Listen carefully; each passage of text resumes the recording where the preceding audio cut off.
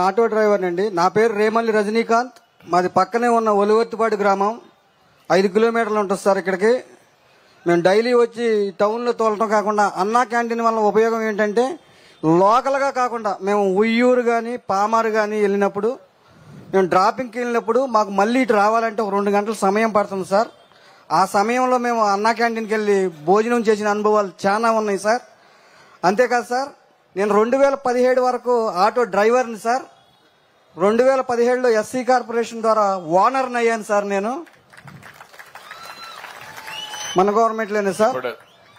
అంతేకాదు సార్, ఆకలి సావులు అన్నది 2020-21లో నేను చాలా చూశాను సార్. అవి కరోనా సావుల కింద లెక్కగట్టారు కానీ అన్నం లేక చనిపోయిన వాళ్ళు చాలా మంది ఉన్నారు సార్. ఆ సమయంలో నేను దగ్గరుండి చాలా చూశాను సార్. నేను హాస్పిటల్కి తీసుకెళ్తున్న సమయాల్లో బోల్ మంది చనిపోయారు సార్. ఎలా చనిపోయాడు అంటే 3 రోజుల మట్టి అన్నం లేదు, 4 రోజుల మట్టి అన్నం లేదు. అదే సమయంలో అన్నా క్యాంటీన్ కనుక ఉంటే కొన్ని వేల మంది బతికేవారు సార్.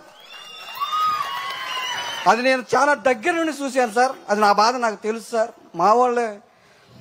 అదే కాకుండా మేము ఏ ఊరు వెళ్ళినా కానీ, అటు ఏలూరు కిరాయికి వెళ్ళినా కానీ, ఇటు మచిలీపట్నం కిరాయికి వెళ్ళినా కానీ మాకు లేట్ అయిన సమయంలో మేము అన్నా క్యాంటీన్కి వెళ్ళి భోంచేసేవాళ్ళం సార్.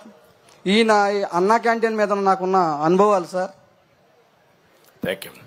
ఇప్పుడు నువ్వు ఆటో తోలుతున్నావు కదమ్మా? అవును సార్. సొంత ఆటోనా? సొంత ఆటో సార్. పెట్రోలా డీజిలా? డీజిలే సార్. డీజిల్. దీన్ని ఇప్పుడు ఎలక్ట్రికల్ వెహికల్ గా మార్చుకుంటే నీకు ఖర్చు తగ్గుతుంది కదా? తగ్గుతుంది సార్. ఏమైనా ఆలోచించావా దిశగా? ఆలోచించాను కానీ సార్, ఉన్నది దానికి సరిపోతుంది సార్. అది తీసుకోవాలంటే 3 లక్షల పైన కాస్ట్ అవుతుంది సార్. ఈ బండి కూడా కన్వర్ట్ చేసుకోవడానికి వీలు లేదా? కన్వర్ట్ చేసుకుంటానికి ఇంకా నాకు అంత ఇది లేదు సార్. కాదు, ఈ బండినే నువ్వు ఎలక్ట్రికల్ వెహికల్స్ గా మార్చుకోవడానికి అవకాశం ఉందా లేదా? నీకేమన్నా అవగాహన ఉందా? దాని మీద అవగాహన లేదు సార్. మార్చలేరా? ఇంజిన్ మారిస్తే సరిపోతుంది కదా. కలెక్టర్ గ్యాసే కాదు, నీకేమైనా ఐడియా ఉంది దీని మీద? ఓకే, మీరు కలెక్టర్స్ ఆల్రౌండ్ తయారు కావాలి ఇప్పుడు. ఎందుకంటే ఓకే, ఇప్పుడు ఎలక్ట్రికల్ వెహికల్స్ గా కన్వర్ట్ చేసుకుంటే ఆటోమేటిక్ గా నీ కాస్ట్ తగ్గుతుంది, ఖర్చు తగ్గుతుంది, ఆదాయం పెరుగుతుంది. నేను మొట్టమొదటిసారిగా నీ వెహికల్ తోనే స్టార్ట్ చేస్తా. ఎలక్ట్రికల్ వెహికల్ ఇంట్లోనే ఛార్జ్ చేసుకోవచ్చు. నువ్వు ఇంట్లోనే ఛార్జ్ చేసుకుంటే చాలా సులభం అవుతుంది. నేను ఒకసారి కలెక్టర్కి నువ్వు కలువు, ఏం చేయాలి నేను గైడ్ చేస్తాం, దాని ప్రకారం ముందుకెళ్దాం. కూర్చో. ఇప్పుడు ఏమమ్మా నువ్వు చెప్పు, నీ పేరు లేసి మాట్లాడు. నా పేరు తమ్మిశెట్టి నాగమణి అండి. మా వారు చనిపోయారు. నాకు 2 పిల్లలు.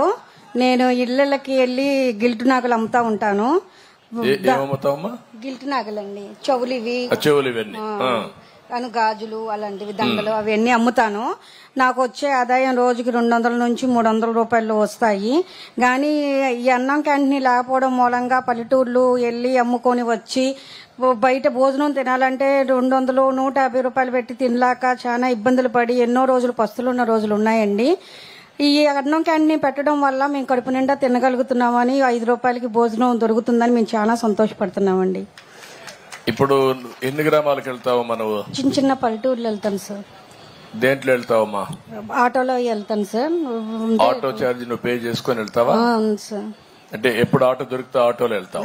ఆటోలు దొరుకుతాయి సార్. ఇప్పుడు నీకు ఎంత లగేజ్ ఉంటుంది మొత్తం మోసేది? ఉంటుంది సార్. ఒక ఎన్ని కేజీలు రఫ్గా? ఒక 5 కేజీలు 6 కేజీలు ఉంటుందండి. నువ్వు మఫెడ్ ఇస్తే నేర్చుకుంటావా? అంటే సార్ స్కూటర్, చిన్న స్కూటర్ ఉంది కదా, నేర్చుకుంటానండి. నేర్చుకొని నువ్వు పోయి అమ్ముతావా? అమ్ముకుంటానండి. అది పనిచేస్తుందా? పనిచేస్తుందండి. తగిలించుకుంటే బాక్సులు అటు తగిలి సంచులు తగిలించుకొని చేత పట్టుకొని వెళ్తానండి ఇప్పుడు దాకా. ఈ అమ్మాయికి అదే అందుకని బాస్కెట్స్ కూడా ఉంటాయి పక్కన, అందులో పెట్టుకొని వెళ్ళొచ్చు. ఈ అమ్మాయికి స్కూటర్ కొనేయండి, అదే మరి వీలైతే ఎలక్ట్రికల్ స్కూటర్ కొనిద్దాం. ఇంట్లోనే ఛార్జ్ చేసుకుంటుంది, పెట్రోల్ బంక్ కూడా పోయే పని లేకుండా కొనుక్కుంటుంది. అది వర్కౌట్ చేయండి. ఈ మోడల్స్ అన్ని మీరు వర్కౌట్ చేసి నాకు చెప్పాలి. ఓకే, కూర్చో. నువ్వేమ్మా ఏం చేస్తావమ్మా? సార్ నమస్కారం సార్, నా పేరు బాసంశెట్టి విజయలక్ష్మి. నేను ఇంతవరకు టిఫిన్ రన్నింగ్ చేసేదాన్ని సార్. ఇప్పుడు 3 పిల్లలతో నాకు కుదరక ఆప్ చేసి నేను ఎక్కడైనా 5 days లో కానీ ఏదైనా షాపుల్లో పనులు చేసుకుంటా పిల్లలు 3 ఆడపిల్లల్ని నేను పోషించుకుంటున్నాను సార్. నాకు వచ్చేది 200, 300. అలాంటి దాన్ని నేను సర్దుబాటు చేసుకుంటే చాలా రిస్క్ పడుతున్నాను సార్. ఈ రోజు మీరు పెట్టిన అన్నా క్యాంటీన్ వల్ల కడుపు నిండా భోజనం చేసి మా పిల్లలకి కడుపు నిండా పెట్టుకునే ఇది, ఎందుకంటే వచ్చిన జీతం పిల్లలకు పెట్టుకుంటా ఉపయోగించుకుంటే మేము ఇలాంటి అన్నా క్యాంటీన్ల దగ్గర భోజనం చేసి వెళ్తే మాకు కొంచెం తేలిక పడిద్ది, మాకు ఆర్థికంగా కొంచెం ఎదుగుదల పడతామని అనుకుంటున్నాం సార్. మళ్ళీ ఏం చేస్తావు నువ్వు? టిఫిన్ బండి పెట్టేదాన్ని సార్. నేను ఇప్పుడు బయట షాపుల్లో వాటిలో చేస్తున్నాను, పని చేస్తున్నాను. అది కుదరట్లేదు పిల్లలతో. ఒకసారి వెళ్ళి ఒకసారి వెళ్లకుండా చాలా ఇబ్బంది పడుతున్నాను సార్. 3 ఆడపిల్లల్ని పోషించుకుంటాం ఈ రోజుల్లో చాలా కష్టం అయిపోయింది. కానీ తప్పని పరిస్థితి మీద వెళ్తున్నాం సార్. మేము ఏం చదువుతారమ్మా మీ పిల్లలు? బీటెక్ చదువుతున్నారు సార్. 2 పాపలు VKRNBలో చదువుకుంటున్నారు. 3వ పాప నలంద స్కూల్లో చదువుతుంది సార్. బాగా చదివిస్తున్నాం సార్. బాగానే చదువుకుంటారు సార్. ఫ్రీ సీట్ మీదే కష్టపడి చదువుకుంటున్నారు సార్. ఇప్పుడు ఆ ఫీజు ఇన్వెస్ట్మెంట్ పడక చాలా ఇబ్బంది పడ్డాం సార్. మొన్న మేమే కడుతున్నాం. చెప్పారు సార్. ఒకప్పుడు మీరు కాలేజీకే నేరుగా పెట్టేవాళ్ళు, మమ్మల్ని పేరెంట్స్ ని ఎప్పుడు ఇబ్బంది పెట్టలేదు.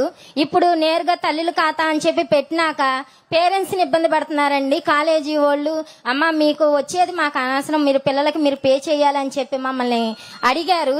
మేము చాలా ఇబ్బంది పడి ఎంతో మందిని అడిగాము, అప్పులు చేసుకుని కట్టాల్సిన పరిస్థితి వచ్చింది. ఇప్పుడు మళ్ళీ మీ రాజకీయం వచ్చిన తర్వాత మా పిల్లలకి ఎటువంటి భయం లేదు, నేరుగా కాలేజీ ఖాతాలో పడిద్ది, మాకే ఇబ్బంది ఉండదు. ఉద్యోగాలైనా సరే చదువుకున్న వాళ్ళకి ఉద్యోగాలు లేక ఎంతో కష్టపడి బయట కూలి పనికి వాలంటీర్లకి ఆటికి వెళ్తున్నారు సార్, రేషన్ షాప్ కానీ.